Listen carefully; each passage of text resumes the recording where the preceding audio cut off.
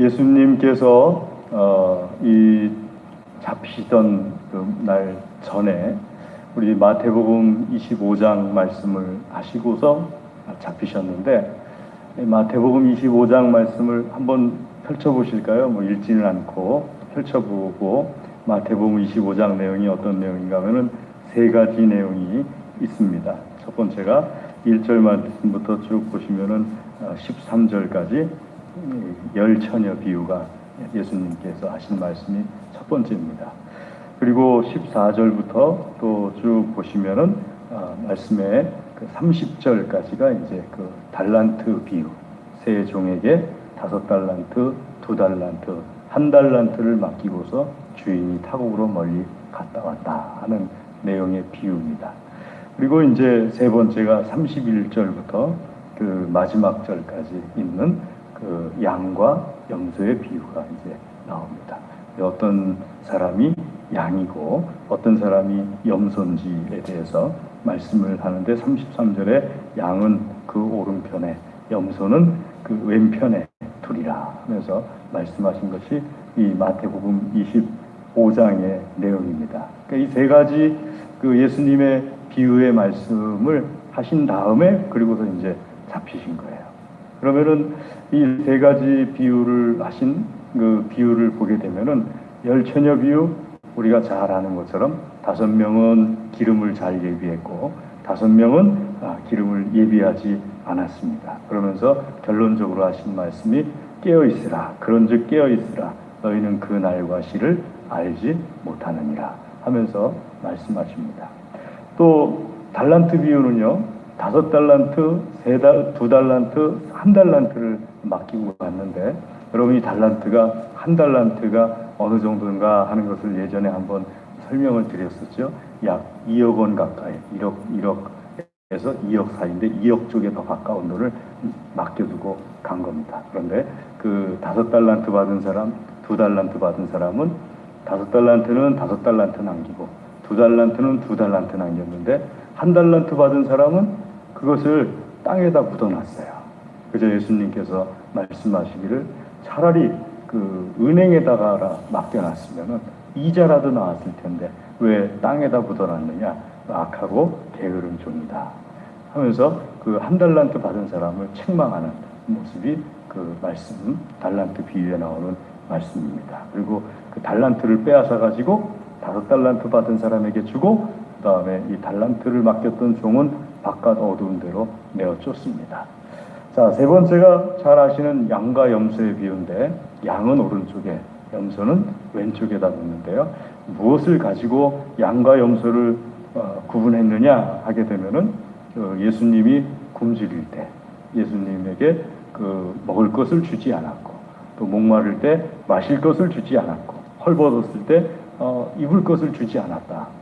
언제 예수님께서 우리 앞에서 굶주리셨고 우리 앞에서 목마르셨고 헐벗으셨습니까? 하고 물으시니까 예수님께서 말씀하시기를 지극히 작은 자 하나에게, 이때 지극히 작은 자, 소자는 지난주에 말씀드린 제자를 말하는 게 아니고요, 지극히 작은 자, 소자는 말 그대로 헐벗은 사람들, 어려운 사람들, 힘이 없는 사람들, 이런 사람들을 지극히 작은 자, 소자로서 예수님께서 말씀하십니다. 그들에게 하지 않은 것이 곧 내게 하지 않은 것이다. 그들에게 안 한 사람들에 대해서 염소로, 그들에게 한 사람들에 대해서 양으로 예수님께서 구분을 하셨죠.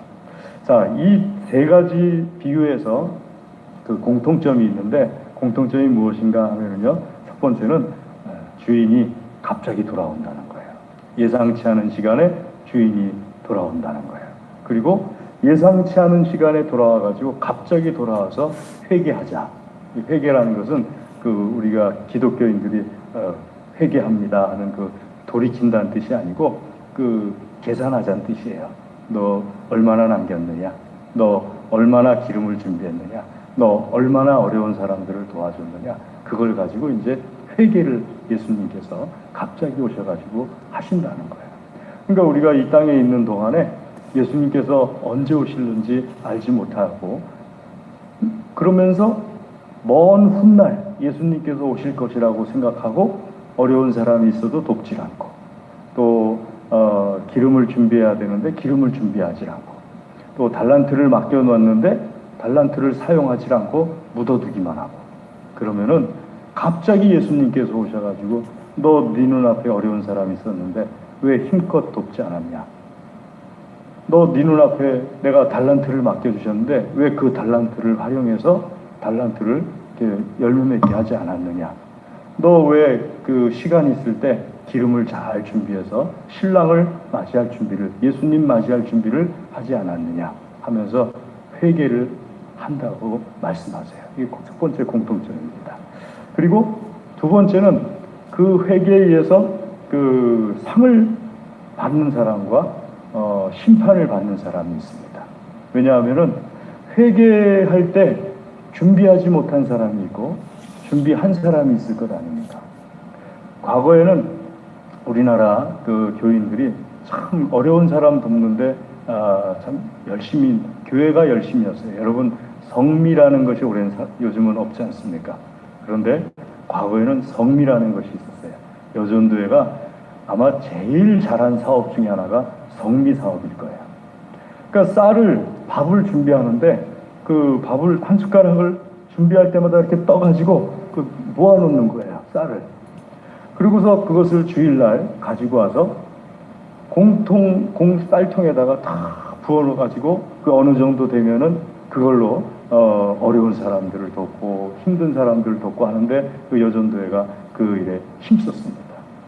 그러니까 과거에 우리가 그런 것이라든지 또 뭐 연탄 나누는 것이라든지, 겨울철에 특별히 우리나라 같은 경우는 연탄이 얼마나 필요합니까? 그 연탄 나누는 것이라든지, 뭐는 기름 나누는 것이라든지, 혹은 뭐 이런 것들이 참 열심히 있었어요. 그것이 우리 한국교회가 가지고 있는 장점이에요. 그러니까 이런 것들이 그냥 장점으로 끝나는 것이 아니라 예수님께서는 그 사람, 거기에 참여한 사람을 일일이 한 사람 한 사람 세문하신다는 거예요. 너 그때 좀 그 표현을 좀 그렇게 한다면, 너 그때 쌀 이렇게 할 때 한 숟가락 내놨어, 안 내놨어? 너 그때 그 연탄 내놨어, 안 내놨어? 너 그때 어려운 사람 있을 때 기름 내놨어, 안 내놨어? 그것을 세문한다는 거예요. 그리고 너에게 여유가 있을 때 예수님 맞이하려고 기름을 준비하듯이 기도 생활을 했니, 안 했니? 혹은 말씀 생활을 했니, 안 했니? 내 영성을 채우려고 그러한 생활을 했니, 안 했니? 이걸 물으신다는 거예요. 또한 나에게 맡겨주신 달란트, 내가 어떤 쪽에 달란트가 있으면 그 달란트를 가지고 힘써 했느냐, 안 했느냐? 우리가 올해 그 수산교회 사역을 했잖아요. 근데 다니다 보니까 그 목사님, 우리 교회가 노회에서 그렇게 큰 교회가 아니에요. 여러분, 그 큰 교회들이 얼마나 많습니까? 요즘은 뭐 500명 모여도 큰 교회도 아니라고 그러는데, 그 1000명, 2000명, 뭐 3000명, 4000명 모이는 교회들이 우리 노회 안에도 몇 교회가 있어요. 우리 교회 같은 교회는 한 100여 명 정도 모이는 교회는 많아요. 그런데 교회가 전적으로 한 교회를 가서 인테리어를 해주고 한 교회는 2교회밖에 없어요. 2교회 중에서도 직접 가서 한 교회는 우리 교회밖에 없어요. 그러면서 우리 교회를 향해서 이렇게 대단하다고, 어떻게 그렇게 했냐고, 그러면 제가 그 박수 받으면서 하는 마음속으로 드는 생각이 있어요. 대단하면 왜 안 하는 걸까? 그런 생각을 해요. 대단하다고 박수를 치면서 그럼 왜 안 하는 거지? 똑같이 하면 되지. 그렇잖아요.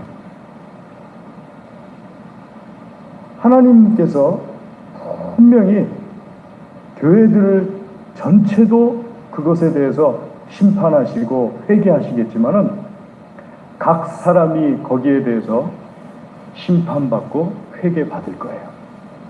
그것에 대해서 주님께서 이 3가지 예화를 통해서 말씀하시는 거예요. 그러니까 열심히 내 힘껏 참여한 사람은 반드시 상이 있어요. 하지만 내가 거기에 대해서 무관심하고 전혀 참여하지 않고 그랬다면은 하나님 앞에 심판을 받게 되는 거예요. 그것이 두 번째 공통점이에요. 그러니까 내가 이 땅에 살아가는 동안에 그런 기회가 있을 때 옆 사람한테 한번 얘기할까요? 발이라도 담급시다. 이렇게 발이라도 담가야 되는 거예요. 아멘? 얘기를 왜 옆 사람한테 한번 제가 기회를 드릴 테니까 이럴 때 반말하지 언제 합니까? 발이라도 담자. 연세 드신 분들은 잘 옆을 안 봐요. 반말 듣기 싫으셔가지고. 그런데 발이라도 담그시길. 그러니까 어떻게 해서든지 참여를 하셔야 돼요. 제가 그때 수산교회 갈 때도 나는 몸이 아파요 목사님 그러면은 제가 말씀드렸어요. 차에 앉아 계셔도 돼요. 차에 앉아 계시면서 활동하는 걸 보기만 해도 내 믿음이 자라는 거니까 차에 앉아 계시기만 해도 돼요. 그렇게 말씀을 드렸어요. 사랑하는 교회 여러분, 이 굉장히 중요하잖아요. 주님이 반드시 회개하자고 하시는데 그때 상을 받는 심판을 받기 위해서 나의 앞에 어떤 기회가 있을 때 그때 반드시 참여하시는 믿음 되시기를 주의 이름으로 권면합니다. 세 번째는 무엇인가 하면요. 세 번째는 제일 중요한 건데 버림받는 사람들이 그 결과, 자기가 버림받게 되는 결과에 깜짝 놀란다는 거예요. 천국에 가면은 그런 일이 있다면서요. 누구는 왔을 것 같은데 아무리 찾아도 없어서 깜짝 놀래고, 근데 이렇게 찾다 보니까는 절대로 안 왔을 것 같은 사람이 천국에 딱 있어가지고 당신도 여기 와 있어? 하고서 깜짝 놀라게 되고요. 둘 때문에 깜짝 놀란대요. 당신도 여기 와 있어? 하는 사람은요, 사람에게는 나타나지 않았지만 뒤로는 예수님께서 말씀하신 것을 잘 하고 있던 사람이죠. 그런데 있을 것 같았는데 없는 사람은요, 말은 참 잘하는 것 같은데 실제로는 하나도 안 하니까는 그 자리에 없는 거죠. 그 우스갯소리예요, 천국을 가지고. 근데 분명한 사실은요, 이 5명의 기름을 준비한 처녀들도 그렇고 또 한 달란트를 받았던 사람도 그렇고 그리고 염소라고 칭을 받았던 사람, 넌 염소다 하고 칭 받았던 사람들도 다 깜짝 놀랐어요. 내가 나보고 염소라고 하는 것 때문에 깜짝 놀랐고, 나를 바깥 어두운 데 내쫓으라고 말한 그 말씀에 한 달란트 받은 사람도 깜짝 놀랐고, 5명의 처녀들도 바깥 어두운 데서 이렇게까지 우리가 못 들어갈 줄은 몰랐다라고 생각하면서 깜짝 놀랐어요. 기름은 없어도 결혼식장에 들여는 보내줄 줄 알았는데 아예 이렇게 바깥 어두운 데 있게 될 줄은 몰랐다 그러면서 깜짝 놀랐어요. 그러니까는 이 사람들의 공통점이면서도 아주 중요한 거는 그때 가서 깜짝 놀란다는 거예요. 그런데 그때는 이미 늦어버린다는 거예요. 바꿀 수가 없어요, 그때는요. 그럼 여러분 생각해 보세요. 예수님께서 이 예화를 말씀하시면서 우리에게 한번 적용해 본다면은 2가지를 적용하겠습니다. 첫 번째는 예수님을 십자가에 못 박도록 내어준 대제사장들과 그 무리들이 어떻게 되겠어요? 이 사람들이 심판받을 거 생각하고 회개받을 거 생각하면은 예수님을 십자가에 내는데 이렇게 당당했겠어요? 빌라도가 이 사람들에게 말합니다. 보라, 너희 왕이다 하면서 말을 해요. 그러자 이 사람들은 뭐라고 얘기하는가 하면 빌라도에게 답하기를 우리에게는 가이사 외에는 왕이 없습니다 하면서 15절 말씀에 말을 합니다. 뒤에 보시면 가이사 외에는 우리에게 왕이 없나이다. 예수가 너희의 왕이다 하고 빌라도는 넘겨줬는데 오히려 이 사람들은 말하기를 가이사 외에는 우리에게 왕이 없습니다. 그러면서 당당하게 예수님을 십자가에 못 박으라고 요구를 하고 십자가에 못 박도록 빌라도는 이 사람들에게 예수님을 넘겨줘요. 16절 말씀에 있는 것처럼요. 이때까지만 해도 이 사람들은 자기들이 어떻게 될지 몰랐어요. 오히려 자기들이 잘하는 거라고 생각했어요. 하나님 앞에서 큰 심판받는 사람들의 특징 중에 하나가 뭐냐면 자기가 잘하고 있다고 생각하다가 심판받는 거예요. 사도 바울이 사울로 불리움을 받을 때 절대로 요만큼도 바울은 자기가 못하고 있다고 생각을 안 했어요. 자기가 굉장히 잘하고 있다고 생각했어요. 그런데 어느 날 갑자기 말에서 뚝 떨어져 버리는 거예요. 그리고 떨어지고 나서도 당황스러워 하는 거예요. 왜 나에게 이런 일이 벌어지지? 얼마나 충격이었을까 하고 생각해 보세요. 이 대제사장과 그 무리들이 당할 그 심판의 모습이 이렇다면은요, 오늘날 예수 그리스도께서, 자, 오늘날 우리는 더 심각합니다. 왜냐하면은 대제사장과 무리들은요, 예수 그리스도께서 하나님이시고 주님이시다라는 것을 성경을 통해서 못 발견했을 수도 있어요. 하지만 우리는 그게 아니에요. 오늘날 우리가 더 심각한 이유는 우리 이전에 어떤 세대와 비교해봐도 우리들처럼 예수께서 그리스도이시다라는 것을 많이 듣던 세대가 없어요. TV, 저는요, 기독교 방송 TV가 그렇게 많은 줄 몰랐어요. 정말 몰랐어요. 제가 언제 볼 기회가 있어야죠. 그런데 어느 날 권사님 한 분이 저에게 그 동영상을 보내주시지 않고 이제는 그 주소를 보내주시대요. 그런데 보니까는 그 주소에 어느 목사님 설교가 좋다고 들어보라고. 그래서 저는 또 잘 순종하잖아요. 딱 들어가 봤더니요, 거기에 바로 뜨는 게 아니고 그 유선 방송에서 몇 번을 트시오 이렇게 나오더라고요. TV를 켜가지고 유선 방송에서 지금 잘 기억이 안 나는데 아무튼 몇백 번 숫자인 것 같아요. 그 몇백 번인지는 모르겠어요. 근데 그거 틀고 그 앞에 그 뒤에 했는데 다 기독교 방송이에요. 우와. 그래서 제가 그걸 보고서 아니, 기독교 방송이 이렇게 많았던 거야? 나는 연태까지 생각하기를 기독교 방송은 라디오 CBS밖에 몰랐지, 극동방송하고 딱 2개밖에 몰랐지, TV에 기독교 방송이 이렇게 많을 거라는 건 생각도 못했어요.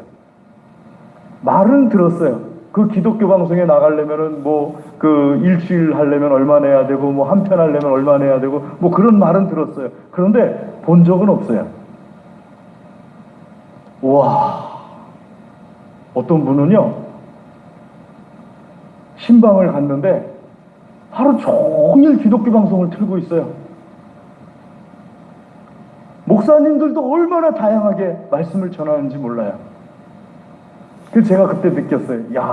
내가 교육전사 때부터 이 김학중 목사하고 맨날 경쟁을 하고, 그 다음에 교육전사 때부터 3.1기 장 목사, 그 다음에 그 합동측 지금 총회장 하시는 그 이름이 잘 생각 안 나는데 서광석 목사, 이분들하고 교육전사 시절부터 열심히 경쟁을 하다니만 이젠 기독교 방송을 통해서도 또 이분들의 말씀이 나오니까 나는 이 굴레를 벗어나질 못했구나 하는 생각이 이렇게 들더라고요.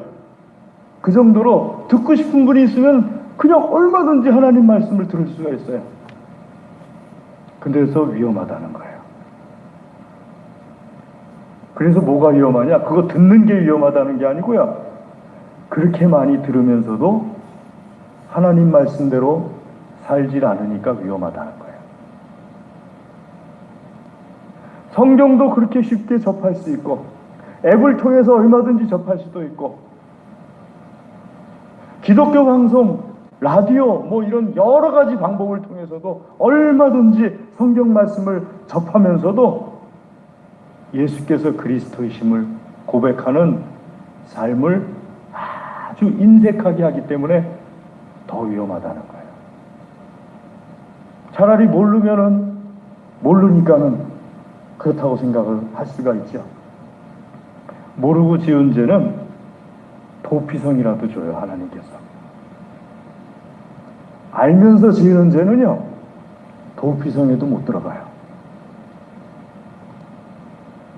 하나님 말씀을 그렇게 듣고 성경 말씀을 그렇게 듣고 성경 공부를 그렇게 하고, 그런데 오늘 대제사장이나 그 무리들처럼 예수님을 십자가에 못 박는 행동을 아직도 하고 있다면 그 심각성은 더 크다고 말할 수가 있습니다.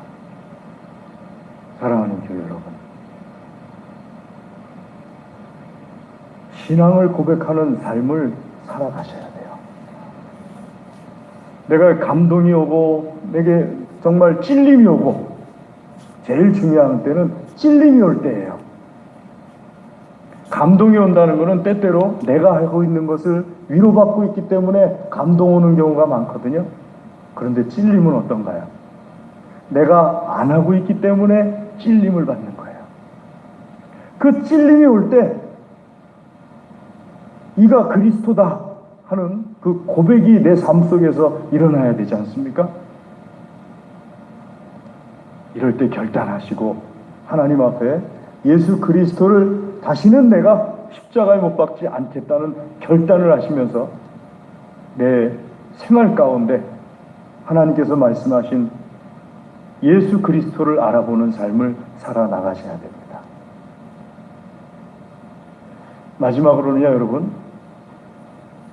예수 그리스도를 십자가에 못 박도록 요구를 하고 예수 그리스도를 십자가에 못 박은 그 사람들이, 여러분 오늘날에도 많은 그리스도인들이 핍박을 받고 있지 않습니까? 아프가니스탄의 탈레반이 이제 지배를 하기 시작했잖아요. 아프가니스탄에도 그리스도인들이 있습니다. 이제 지하로 내려갔어요. 북한에서 지하 교회로 내려가듯이 아프가니스탄에서도 지하로 내려갔어요. 여러분, 아프가니스탄에서 예수님 믿으려면 얼마나 힘들어요. 이제 선교사님들도 거의 다 빠져나왔어요. 아프가니스탄에서. 그리고 이제 목사님도 없고 선교사님도 없고 본인들끼리 지하에서 신앙생활하는, 지하라는 것은 땅굴 속에서 한다는 것이 아니고 자기가 그리스도인이라는 것을 감추고서 신앙생활해야 하는 그런 형편에 놓여 있다는 것을 뜻합니다. 그런 사람들을 핍박해요, 탈레반들이. 또 우리나라에서도요, 예수님 믿는 믿음을 가지고서 믿음대로 살려고 할 때 핍박이 일어나요. 우리나라 같은 경우는 어떤 물질적인 핍박이 아니고 정신적인 핍박이 일어나요. 동성애에 대해서 한마디 하면은 동성애 때문에 많은 사람들이 또 핍박해요. 코로나 때 예배 드리는 것에 대해서 말씀드리면은 또 예배 드려야 되는 것 때문에 또 많은 사람들이 핍박해요. 또 하나님 앞에 내가 가지고 있는 시간들을 하나님께 헌신하는 것을 하려고 하면 또 많은 사람들이 핍박해요. 그 핍박의 도구가 우리나라 같은 경우는 정신적인 도구예요. 매스컴이라든지 책이라든지 아니면은 유명한 어떤 사람이 나와서 하는 것이라든지 이런 핍박이 핍박의 도구로 사용되겠죠. 그런 거에 굴하지 마시기를 주의 이름으로 권면합니다. 왜냐하면은요, 그 사람들의 갈 길이 어디냐 하면은 대제사장과 그 무리들과 똑같은 처지에 처하게 될 겁니다. 염소가 있는 자리에 앉게 될 것이고요, 한 달란트 받은 사람이 갈 곳에 가게 될 것이고요, 기름을 준비하지 않은 5 처녀가 갈 곳에 그 사람들도 가게 될 거예요. 사회적으로 아무리 인정받고 아무리 유명하고 아무리 어떤 사람들로부터 그 말에 신임을 얻고 있는 사람이라 할지라도 예수 그리스도를 핍박하는 사람은 과거나 현재나 미래나 5 처녀 기름을 준비하지 못한 5 처녀와 같은 것이고, 또 한 달란트 받은 사람과 같은 것이고, 염소와 같은 경우가 됩니다. 그러니까는 지금 이 순간에는 예수님께서 말씀 가바다 13절 말씀에 있는 박석이라고 예전에 번역을 했는데, 돌을 깐 뜰이라는 말을 한자로 말하면 박석이에요. 그러니까 가바다라는 곳에 예수님께서 피투성이가 돼서 서 계시지만은 예수님 재림하실 때는 박해하던 사람들의 형편이 더 비참할 거예요. 그걸 믿으십니까? 그걸 믿으시고 담대하게 하나님께서 나에게 말씀 주신 대로 지금 이 땅에 살아있을 때 주님을 위해서 헌신하시는 믿음의 사람들 되시기를 주의 이름으로 권면합니다. 기도하겠습니다. 하나님 아버지 감사합니다. 이 시간 주의 말씀으로